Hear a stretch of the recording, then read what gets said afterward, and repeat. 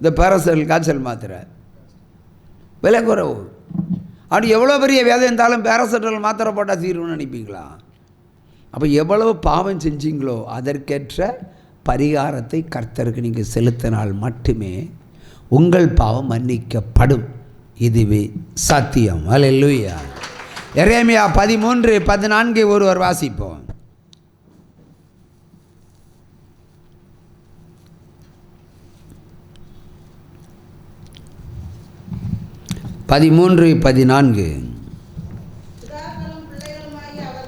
பிதாக்களும் பிள்ளைகளுமாகிய அவர்களை ஒருவர் மீது ஒருவர் மோதி விழும்படி பண்ணுவேன் என்று கர்த்தர் சொல்லுகிறார். நான் அவர்களை அழிப்பதே அன்றி மன்னிப்பதும் இல்லை, தப்ப விடுவதும் இல்லை, இறங்குவதும் இல்லை என்று கர்த்தர் உரைக்கிறார் என்று என்கிறார். அப்போ என்ன இருக்குது? என்ன தண்டனை கொடுத்துருக்காரு? உடனே அந்தி கிறிஸ்துக்கள் இந்த இடத்துல இருந்தேன் இதெல்லாம் பழைய ஏற்பாடுன்னு சொல்லிடுவாங்க. என்ன சொல்லுவாங்க? அதெல்லாம் பழைய ஏற்பாடு. இயேசு கிறிஸ்து நம்முடைய பாவங்களுக்காக மரித்தார் அப்படி ஒரே அடியாக டயலாக் அடிக்கிறது. நம்ம பாவத்துக்கு அவர் மரிக்கலை, நம்ம பாவம் செய்யாமல் இருக்கிறது அவர் மரித்தார் என்ற சத்தியத்தை எத்தனை பேர் உணர முடியும்? நீங்கள் அன்னை பிழைக்கல, அன்னை உயிரோடு இல்லையே. நீங்கள் அதுக்கப்புறம் தானே பிறந்திருக்கீங்க. ஒருவேளை அன்னை உயிரோடு இருந்திருந்தால் அவருடைய பரிகாரம் உங்களுக்கு கிடைச்சிருக்குன்னு வச்சுக்கலாம். விடுதலை கிடைக்கல.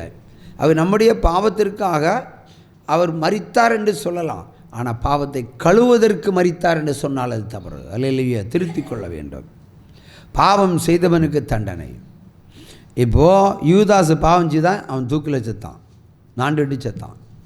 தாவீது பாவம் செஞ்சான், சொந்த மகனை கொன்னார். அப்போ அவங்களுக்கெல்லாம் அந்த மன்னிப்பு ஏன் கொடுக்கலான்றவர் யோசிங்க.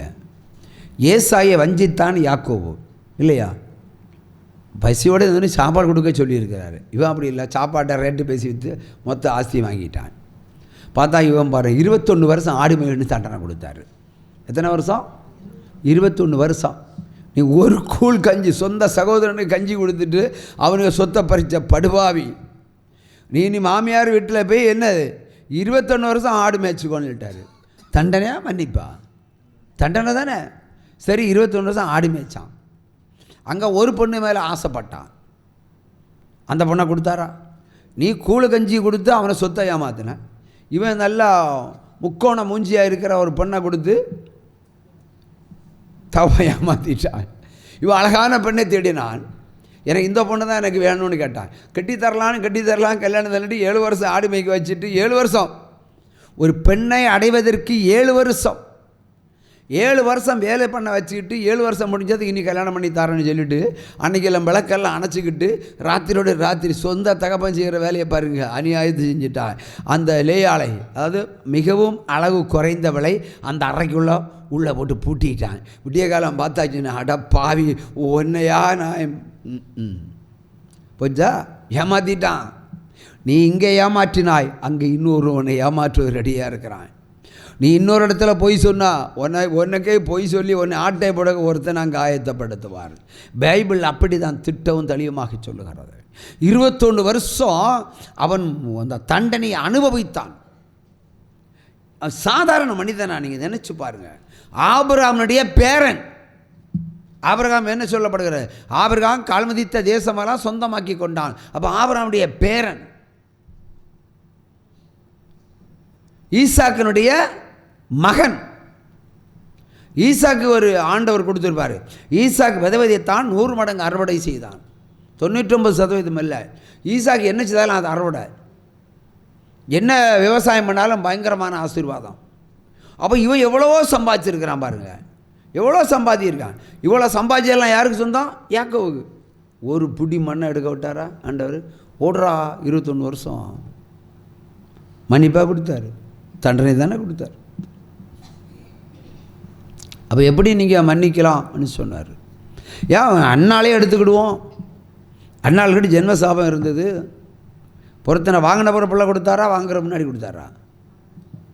அறிக்கையிட்ட வரும். ஏன்னா பிள்ளையை முன்னாடி கொடுக்க முடியாது இல்லை. ஆனால் அவர் கர்த்தர் அறிந்திருந்தார் இப்போ பிள்ளையை தந்துடுவான்னு. வாங்காமல் விட்டாரா? வாங்கித்தானே விட்டார். பெத்தா சர்ச்சில் தானே அந்த சாமுவேல் வளர்ந்தான். வருஷந்தோறும் எட்டி பார்க்கலாம் மகனை, என்னை விற்றுட்டா, கர்த்தருக்கு பொருத்தனை பண்ணி நிறைவேற்றிட்டா. சொந்த பிள்ளைய சொந்த வீட்டில் வளர்த்த முடியல, அவளுக்கு தண்டனை தானே அது. மனோவா எத்தனை வருஷம் கல்யாணம் ஆகி பிள்ளை இல்லாமல் இருந்தான். ஒரு பலி செலுத்தின பிறகு தானே ஆண்டவரே வந்து பலியை வாங்கிட்டு போனார். அப்புறம் தானே சிம்சன் பிறகுறான். ஆபிரகாம் கால் மிதித்த தேசமெல்லாம் சொந்தமாக்கி கொண்டான். எப்போ? ஈசாக்கை பலியாக செலுத்த போன பிறகு. நீங்கள் தான் கர்த்தருக்கு செய்யணும். நீங்கள் எல்லாம் நினைப்பீங்க கர்த்தர் எனக்கு தரட்டோன்னு. அவர் உங்களுக்கு திருநெல்வேலி அல்வாயும் மதுரை மல்லிப்பூவும் தான் தருவார், வேறு ஒன்றும் கிடைக்காது. நீங்கள் கர்த்தர் கொடுத்தா கர்த்தர் உங்களுக்கு தருவார். எப்படி தருவாரா? நீ முதல்ல கொடு, அப்பொழுது அமுக்கி குலுக்கி சரிய உம்மடியில் போடுவேன் சொன்னது இயேசு கிறிஸ்து, ஊழியக்காரல் அல்ல. அவர் என்ன, நீ முதல்ல கொடுறா, அப்போ தான் அமுக்கி குலுக்கி சரிய தான் அவன் மடியில் போடுவேன்னு. நீங்கள் தசமாத்தையும் கொடுக்கறது இல்லை. நமக்கு இந்த ஊழியத்துக்கு ஒரு ஸ்டேட்மெண்ட் உண்டு, இந்த உலகத்துக்கு சொல்லி உங்களை சொல்லலை. எல்லாரும் இந்த ஊழியத்தை ஏற்றுக்கொண்டு இருக்கிறார்கள். ஆனால் எல்லாரும் அந்த காணிக்கை கொடுக்குற மனசு மட்டும் வரல. அதுக்கு இன்னைக்கு ஒரு ஜெபம் பண்ண வேண்டியதா இல்லையா? அப்படி ஜெபம் பண்ணுற டைப்பு நானும் இல்லை. உற்சமக்கையை தட்டலாம். இந்த தெய்வம் நம்ம தெய்வம், நல்ல தெய்வம், மரண பரியந்த நடத்திடுவார். இந்த தெய்வம் நம்ம தெய்வம், நல்ல தெய்வம்.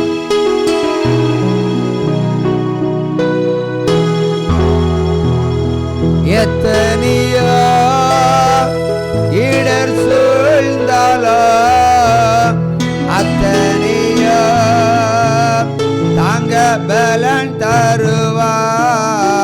அந்தி சந்தி மதியான வேளையில் நான் முந்தி வந்து கர்த்தரை ஸ்தோத்தரிப்பேன். அந்தி சந்தி மதியான வேளையில் நான்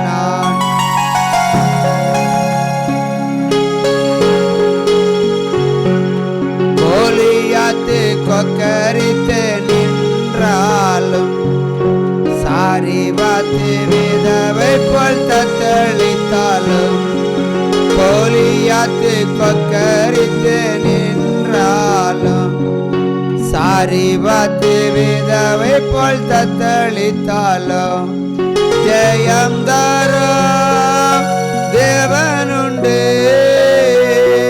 காயம் நீக்கி பாதுகாப்பார். அந்தி சந்தி மதியான முந்தி வந்து கர்த்தரை ஸ்தோத்தரிப்பேன். ஆமென். பிலிப்பு 3ஆம் அதிகாரம் 2வது வசனத்தை வாசிப்போம்.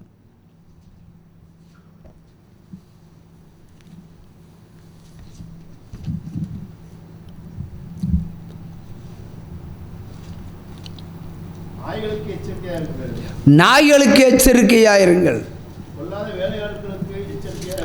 பொல்லாத வேலையாட்களுக்கு எச்சரிக்கையாயிருங்கள், சுன்னத்துக்காரனுக்கும் எச்சரிக்கையாயிருங்கள். திரும்ப வாசிங்க.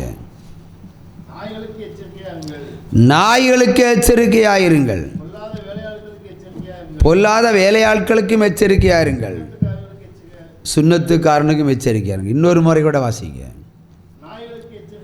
நாய்களுக்கு எச்சரிக்கையாயிருங்கள், பொல்லாத வேலையாட்களுக்கு எச்சரிக்கையாயிருங்கள், சுன்னத்துக்காரனுக்கு எச்சரிக்கையாயிருங்கள்.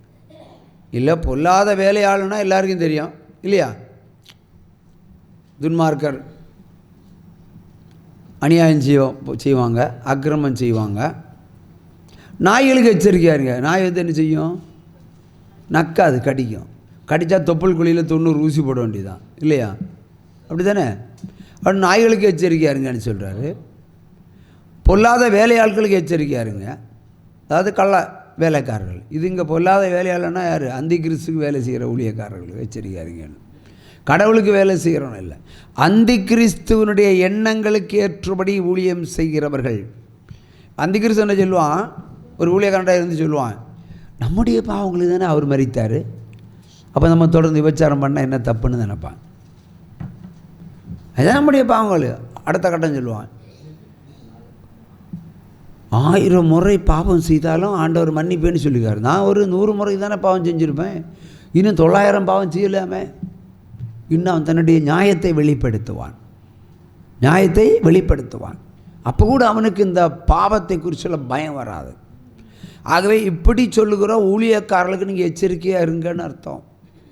அல்லேலூயா, அல்லேலூயா, அல்லேலூயா, அல்லேலூயா, அல்லேலூயா, அல்லேலூயா. கொஞ்சம் உற்சாகமாக சொல்லுங்களேன். அல்லேலூயா. சரி, அப்போ நாய்களுக்கு எச்சரிக்கையாக இருக்கணும்.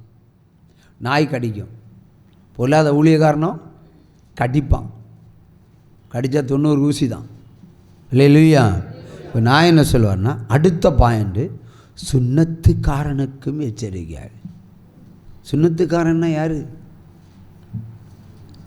முஸ்லீம், இஸ்மவேல் வம்சம். இஸ்மவேலுக்கு எச்சரிக்கையாயிரு.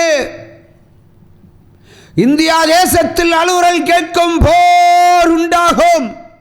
இந்தியா தேசத்தை 666 ஆளுகை செய்வான். சுன்னத்துக்காரனுக்கு எச்சரிக்கையாயிரு. உற்ச மகையை தட்டுங்க. இப்போ 20 வருஷத்துக்கு முன்னாடி, 25 வருஷத்துக்கு, 24 வருஷத்துக்கு முன்னாடி எழுதப்பட்ட தீர்க்க தரிசனம், தேசத்தை இஸ்மவேல் ஆளுவான். அவன்தான் அந்தி கிறிஸ்து, அவன்தான் 666ன்னு நான் சொல்லியிருக்கிறேன். நீங்கள் நினைக்கலாம் இதெல்லாம் ஒரு காமெடின்னு நினச்சிருங்களா? பகிரங்கமாக சொல்லுகிறேன், இந்தியாவில் யுத்தம் உண்டாகும். இஸ்லாமிய சகோதரர்கள் டெல்லியை ஆளுவார்கள். உச்சகட்டம், அதான் கடைசி வார். இயேசு கிறிஸ்து வெளிப்படுவதற்கு முன்பாக இது நடந்தே தீரும். உலக நாடுகள், உலகத்தில் இருக்கிற துன்மார்க்கர்கள் எல்லாம் ஒன்று சேருவாங்க. அதான் முஸ்லீம்கள் எல்லாம் ஒன்று சேருவாங்க. அவங்க தான் ஒற்றுமையில் நிற்பாங்க. நம்ம சபைகள் ஒற்றுமை இருக்கா? சபைகள் ஒற்றுமை இருக்கா? இருக்காது. சகோதரர்கள் ஒருவருக்கு ஒரு அன்பு செய்கிறார்களா? கிடையாது. வீட்டில் இருக்கிற கிறிஸ்தவர்கள் ஒன்று கொண்டு அமைதியாக இருக்கிறார்களா? கிடையாது. இப்போ என்னையா நீங்கள் கிறிஸ்தவன்னு சொல்லி நடக்கிறீங்க? ஒன்றுமே கிடையாது உங்கள்கிட்ட. கிறிஸ்தவ பண்பே கிடையாது. ஆனால் முஸ்லீமை பாருங்கள், பாகிஸ்தானில் ஒரு யுத்தத்துலேயோ இல்லை ஒரு விளையாட்டுலேயோ ஒருத்தன் ஜெயித்தா எருதூர் கடை முஸ்லீம்காரன் வெடிச்சு சந்தோஷத்தை கொண்டாடுவான். எங்கெல்லாம் இருக்கிற முஸ்லீம்களோ எல்லோரும் ஒன்று சேர்ந்து என்ன செய்வாங்க? அவங்க நாட்டுக்கு வணக்கம் செலுத்துவாங்க. வெற்றி. இந்த உலகம் 2 ஜாதியால் பிளவுபடும். ஒன்று இயேசு கிறிஸ்து, இன்னொன்று அந்தி கிறிஸ்து. அந்தி கிறிஸ்து பக்கம்தான் பெரும்பங்கு மக்கள் போவார்கள். ஏன்னா இயேசு கிறிஸ்துவனுடைய தண்டனையும் சிக்ஷையும் பயங்கரமானது. அதை பெற்றுக்கொள்ள மனம் இல்லை. அதெல்லாம் பெற்றுக்கொள்ள மனம் இருந்தால் இந்த சேரெல்லாம் நிறைஞ்சிருக்கும்.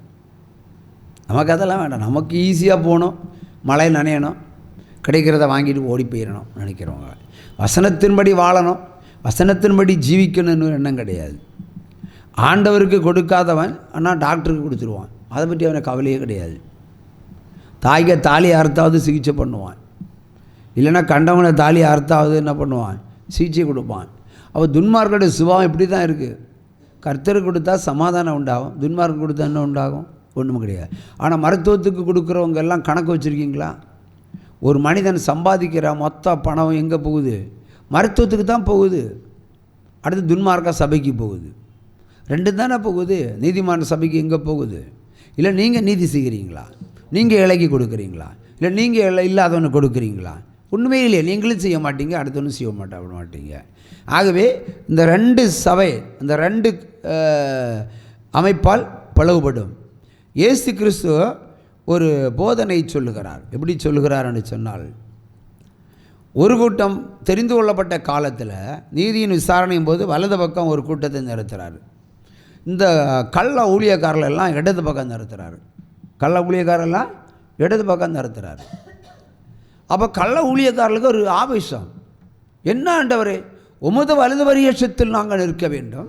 ஆனால் நான் ஊழியம் செய்த பசங்க எல்லாம், என்னுடைய விசுவாசிகள் எல்லாம் உமா பக்கத்தில் பிடிச்சி விட்ருக்கீங்க. நீங்கள் எங்களையும் இடது பக்கம் விட்டுருக்கீங்க, நரகத்துக்கு விட்டுருக்கீங்க. இயேசு என்ன சொன்னார்? நான் உன்னை அறியேன், உன்னை பற்றி எனக்கு தெரியாதுப்பா, போ. அப்படி சொல்லாதீங்க ஆண்டவர்.